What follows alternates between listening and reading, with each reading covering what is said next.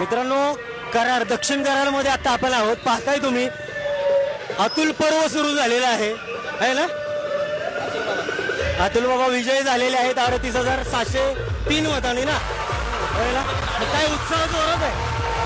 विषय नाही, कराड आहे. एकच बाबा, अतुल बाबा. मित्रांनो, आता इथं अतुल बाबांचे फॅन आहेत. मला तर एवढ्या जणांच्या मुलाखती घ्यायला होणार नाही, तर तुम्ही पहिल्या आता कराडमध्ये काय राहणं चालू आहे.